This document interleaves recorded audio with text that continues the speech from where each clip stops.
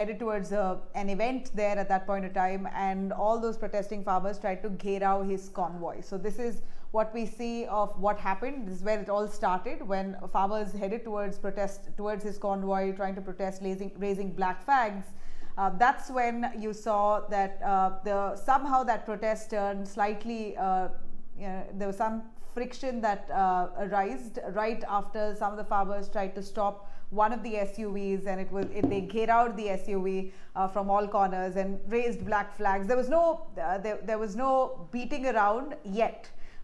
In fact, what happened was the farmers gheroed one of those SUVs, and eventually, in just moments after that, we saw that one of that SUV actually sped in the middle of that farmers' protest, literally mowing down close to 4 farmers, killing them on the spot. And then violence erupted, and you had mayhem all across Lakhimpur. Of course, the farmers there hitting out at BJP Union Minister's son. In fact, BJP Union Minister Ajay Mishra, he's the MOS home.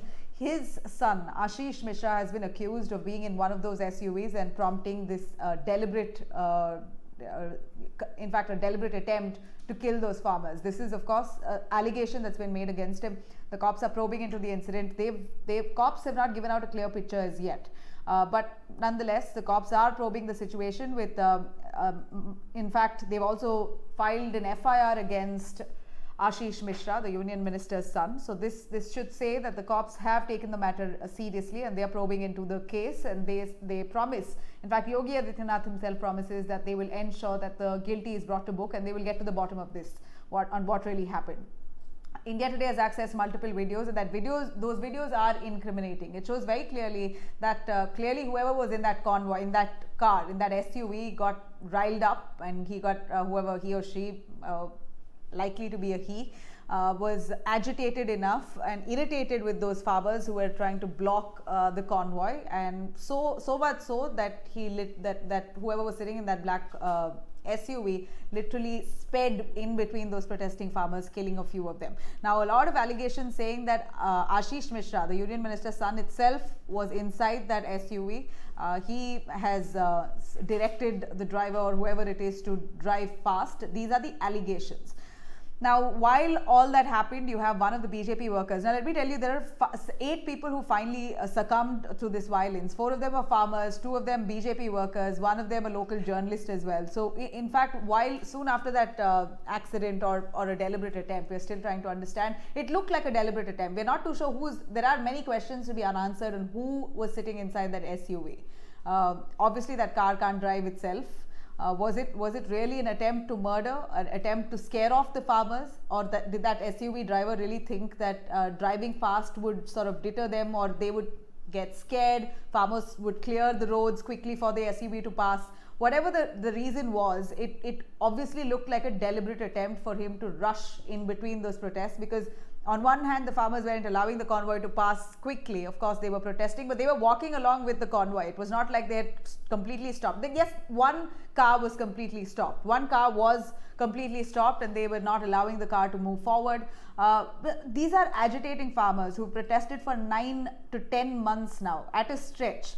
Now, we know that emotions have heightened. Clearly, they've not got a response from the government as yet. So far, there's been no response from the government on the farm laws. Of course, the one thing the government has done is put the farm laws on hold for 9 months. That's why they promised to put it on hold and review it. But even despite the farm laws being put on hold, farmers are protesting, and despite the farmers protesting, government has refused to budge on revoking those laws completely. So in a way, we're looking at heightened emotions all over. Of course, on one hand, the government frustrated with the fact that there's the protests are never ending. Seems like whatever assurances they've given, it hasn't really settled the matter for them. On the other, farmers are angry because it's been 10 months straight that they're protesting. They've lost hundreds of farmers during those protests, sitting along the borders to weather conditions, to lathis by the cops, to all sorts of things. So it's, of course, on both ends, aggrieved people who are trying to settle the matter, but it isn't happening because of course, whatever the reason be here. On both ends, it seems like people are on the government side, they are adamant. On the farmer side, they are adamant. So we're only hoping that this deadlock ends, because we're seeing many more lives on the line, which who have died. The Supreme Court has also wrapped the farmers union, saying that you've the government has put the farm laws on hold, then what's the reason for you to carry out this indefinite protest? The Supreme Court is also questioned on the way farmers have blocked roads, causing inconvenience to industries. Many industries aligned on that stretch, the highways, those border areas. There are businesses, there are villages, there are people who are really right now who are stuck in the middle, who are not able to carry out their business as normal only because of the farmers blocking those border areas. So we understand everyone's problem, but unfortunately it's only for the government to eventually end that deadlock, because they are the ones who've got to solve this. Nobody else can do it. No, not the common man, not anybody else. It's only the government for them to actually tackle this issue at the earliest. So this has resulted in huge opposition showdown, with the opposition now, including Priyanka Gandhi, wanting to head towards Lakhimpur, but she was stopped. In fact, on Sunday night, early morning Monday itself, she was detained, she was arrested. There were several sections that were filed against her. In fact, the UP government has arrested Priyanka Gandhi and arrested her under various sections of the IPC, including a plan to commit cognizable offence, unlawful assembly, and abating wrongdoing and conspiracy. This is what the UP government has arrested her, saying that she could be doing this, and therefore we are arresting her beforehand because we know that this could be her intention. Now, of course, Priyanka Gandhi is quite upset. She's saying whenever there is an issue in Uttar Pradesh and I want to head towards that area to check if all is well, somehow the UP government detains me. So apart from that, you have Akhilesh also, who's not been allowed to get there. You have Navjot Singh Sidhu, who tried also agitating in Punjab. He also tried to come along with his supporters towards Lakhimpur. They were also stopped. He was also briefly arrested. You have several opposition leaders who attempted at heading towards that area to, of course, meet with the victims' families. They were stopped and they were detained. It is justifiable on one hand that they don't want this to become a further, erupt into further sensitivity or violence, and therefore they're stopping all sorts of contact from opposition leaders meeting with the victim's family. On the other, it's still, there's a lot of debate on whether this is really, is this allowed? How can you stop someone from meeting with the victim's family? Is this really allowed? Can this happen every time when there is an issue? You have the government stopping the opposition from reaching the spot. The opposition's duty is to question, they're questioning. Unfortunately, when they come to power, it's always the other way around. So whoever comes to power, they act like the other when they were, so it's all of the same, if we can say that. Really, right now we are looking at Lakhimpur incident, which is really upsetting, because you have 8 farmers, 8 people, also 4 farmers who passed away. So they've been given 45 lakh in compensation by the UP government. The injured have been given 10 lakh as compensation. So the UP government has more or less come to a truce with them.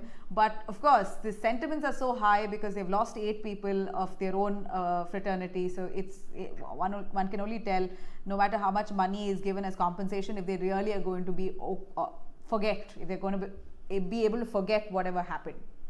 Now, in the meanwhile, in this case, there are 2 FIRs have been registered in the clashes that have broken out, and also we're looking at 4 farmers, 2 BJP workers, and 1 driver and 1 local journalist. These are people who've died in this entire incident. But again, like I said, the cops have to come up quickly with an answer on who was in that SUV, who was driving that SUV, why was that SUV's windshield broken, was it the farmers who broke it, and that's what riled up the driver of the SUV who went on a rampage, or what really happened? So was Ajay Mishra's son, Ashish Mishra, really in that SUV? India Today has spoken to Ajay Mishra and Ashish Mishra. Both of them, of course, vehemently denied any involvement in this. In fact, the union minister says, if my son is involved in this and any proof arises of his involvement, I will resign. His son, Ashish Mishra, says, I wasn't even in the spot. I was at another event. There was a massive event, a Kushti event or something like that was taking place in a nearby locality. And he was there, and he shows a small video of that event as well, where he's present in that video.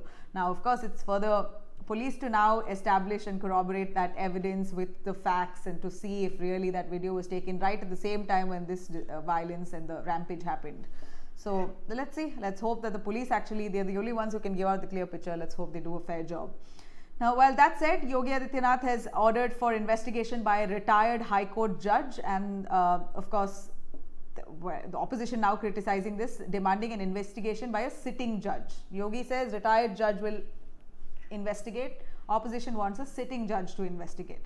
All right, there you have it. We are looking at some drug-related raids by the NCB. Now, shifting focus here, the NCB has cracked down on that ship, that cruise ship Cordelia Empress, which took off from Mumbai all the way around the Arabian Sea. A massive party that took place on that ship had came back to Mumbai yesterday in the morning, and once it came back, the NCB went back to raid it yet again, and they've in fact even called the organizers as well as the owner of that ship yet again for another round of questioning. And we believe that now the NCB and some of the other police officials say that the organizers did not even have a legit permission to have that party on that ship, which is a massive offense. And furthermore, the NCB, who raided the ship for the second time, first time when they raided, they caught Aryan Khan, Arbaz Merchant, Munmun Damecha, and a few other high profile passengers who were on board. They were arrested, detained, and you know the sequence of events. Right now, Aryan Khan and his friends are in custody until the 7th of October, because the court observed that they've got to be investigated thoroughly. Even if they didn't find drugs on Aryan Khan, he's tested positive of consumption. Apart from that, a lot of the WhatsApp chats clearly suggest that he was in talks with some peddler, or he was in conversation with some friends talking about drugs. Some pictures also to indicate that. And also Aryan Khan allegedly, these are source-based information, so let me be very careful with saying allegedly, has had a history with or rather has had consumed drugs occasionally. He says he's apparently confided to the NCB that he consumes drugs occasionally. Now how deep is he into that menace? That of course the NCB is to investigate on that, but more or less here the investigation will be directed towards possession and sale more than consumption. But of course consumption is already something that they've already established with Aryan Khan, which is why he's currently in custody. But to further implicate him, they've got to prove that he had enough quantity to sell, and if he was possessing that kind of quantity, if he bought large quantities, wanting to sell that kind of drug, which prima facie has not been, they've not been able to establish that on Aryan Khan, but his friends could be in the spotlight here, like Arbaz Merchant. His shoes, they found some drugs. Not sure what they found with Munmun Damecha. So again, very sketchy details, but it clearly looks like Arbaz and Aryan Khan have become the poster boys of this entire drug raid. The question here is, despite arresting Aryan Khan and a few of them and seizing drugs from that ship, they actually let that ship go, sail, finish the whole party, a massive party. We saw visuals from inside. It looked like quite eventful event, clearly. They let it go, and then once it came back, they went back to raid that ship again. So the NCB says when they went back to raid it, they again found another big chunk of drugs from that ship. So again, the NCB is now getting out a whole list of all the passengers who were on that ship, and they're trying to investigate what more happened and if at all drugs were involved. I'm not too sure if they're going to actually do tests again, one more round on the passengers. Which passengers will, or who are the passengers who will be called in again? Based on what are they going to filter those the passenger list? It's of course a Herculean task, but the NCB of course is on the case, it appears. So here Aryan Khan and his friends, they were caught, and they had multiple kinds of drugs on them, including 22 pills of ecstasy. They had close to 13 grams of cocaine. They had MDMA of 5 grams and a lot. Yeah, this is more or less the kind of quantity that they had. Shah Rukh Khan's son's lawyers say that they found no drugs on him. Like, he had no drugs on him. He may have consumed, and even if he did consume, then it does not result. It is a bailable offense, or at max he has to pay a fine, and he may be asked to go to a rehab center. So this is what their basis of argument is, while the NCB says that that's more than consumption. Our direction is to what kind of people who are involved in this drug racket, and if those peddlers are really linked to a massive drug cartel in Mumbai, which the NCB seems to be on the hunt. NCB is on a rampage. Remember, after Sushant Singh Rajput's case, NCB is right on a rampage trying to find or rather bust these drug cartels left, right and center, pan-India. So they've been on the move. They've been on, really alert when it comes to tip-offs, and they've been raiding places that they have suspected to be having drugs at that point. So NCB is doing a fine job, but really bringing down the entire responsibility to 23-year-olds.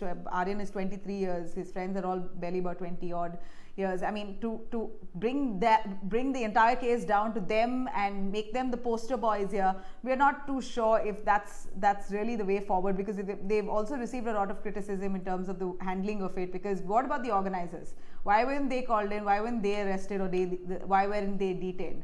Why was that ship allowed to sail again with that party to continue on high seas, and then they come back, the ship comes back again, they find a whole huge chunk, a cache of drugs there. So, you know, here the system or the method used by the NCB at that point in time, even though appreciate them for being quick and sort of cracking down initially, but after that, the way the case was handled, lots of questions being raised about the others who are also equally accountable not being called in time for questioning.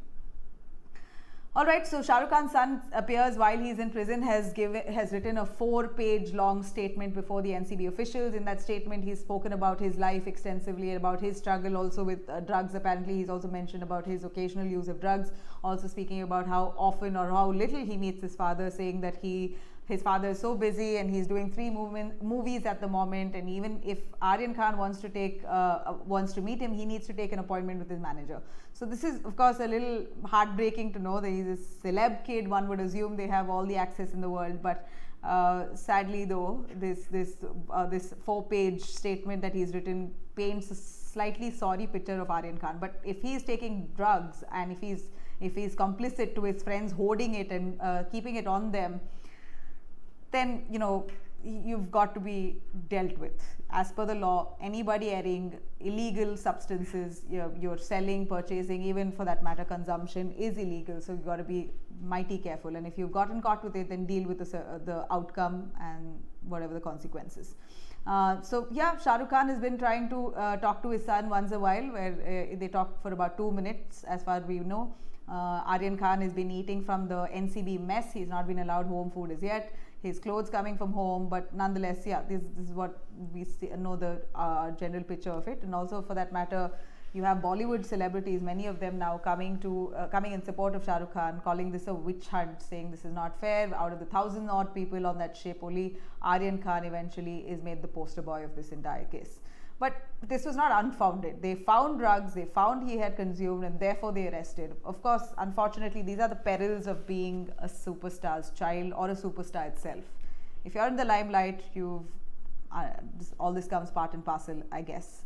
Well, here all the allegations against them are all about the kind of drugs that that were seized from them, and eventually it comes down to 7th of October when their custody will end, and if at all the NCB has more evidence on them, then they'll probably ask for an extension of his custody. If not, they'll be let go. Okay, on a final note, let me take you through the big disaster that happened last night. I'm sure all of you must have been so flustered with the fact that your WhatsApp wasn't working, your Instagram wasn't working, your Facebook wasn't working. Well, all these 3 apps is owned by Facebook, which is Mark Zuckerberg. He owns all of the 3 apps, and unfortunately, it appears that Facebook's server was down. Their internal routing system had some faulty connection, and the entire system crashed for 6 long hours. It started around 9:30 p.m. last night, went all the way to 3:30 a.m., 3:30 to 4 a.m. Until when the links were down, the connection was down, and I, for one, was obviously wondering if it was my phone alone, but yeah, then you had a lot of people getting onto Twitter and then complaining about WhatsApp and Insta and Facebook, etc. So here, clearly, Facebook has received a big blow with this outage.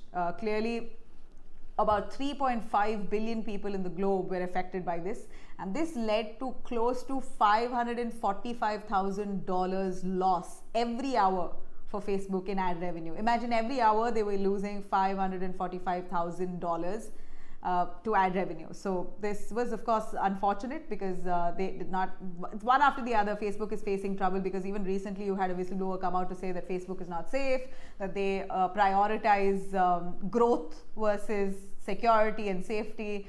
And you had a lot of people in the past as well accusing Facebook of not being safe platform. Even WhatsApp, for that matter, came under scrutiny, saying that it was actually scrutinizing WhatsApp chats, and that your chats were not safe because WhatsApp had all data of the people you were chatting, and it could also hand it over to respective governments if asked. All those kind of things really dealt a blow to Facebook earlier itself, Facebook, WhatsApp, etc. Now with this has come as another double whammy almost for Facebook, because they've lost out not just on 7 billion in total. Also Mark Zuckerberg's his standing on the billionaires index has fallen. He's fallen from the 4th to 5th place as the world's richest man. So that's also a personal blow to him. It's quite unfortunate, because if Facebook really, they obviously deny these allegations, but if Facebook is really looking at growth versus safety, then and they were looking at more money coming in versus safety of people, and that was your focus, then clearly this has come as a massive blow for them, because they've lost out on a lot of money. Their shares fell immensely, and that was another reason to why Mark Zuckerberg's personal wealth fell by more than $7 billion in just 6 hours, which knocked him down a notch on the world's richest man list. Now you have Microsoft's Bill Gates, who's risen on top to the 4th position, and here you have Mark Zuckerberg, who's dropped down. Facebook shares fell by around 5% on Monday, and we're looking at Facebook saying that we are sorry, but this was an internal glitch, but no legit explanation as to exactly what happened. But one thing's for sure, we came down to understand the kind of obsession we have with WhatsApp, Insta and Facebook. Because just a few hours of it not working, all of us were so flustered, we went to another social media giant, Twitter, and then we started complaining and venting ourselves that, oh, this is extremely awful, this is terrible, how can this happen, etc. So, I mean, for a lot of people it was peace, calm, and some kind of mental sanity, but for the others it was more like they couldn't even breathe for a moment, because their entire work had come to a standstill. You have WhatsApp groups that functions with businesses running on that, so clearly it was disastrous for people around the world, and for me as well, because it left me a little wondering a little, what if there was no social media ever, or what if there was no technology, how would I even live life henceforth? We're so addicted and attached to it, so much so that we don't know how we would live life going forward if that isn't there. So keep that pondering, think about it. Tell me what you think on the comment section below. Thank you very much for watching. Have a great day.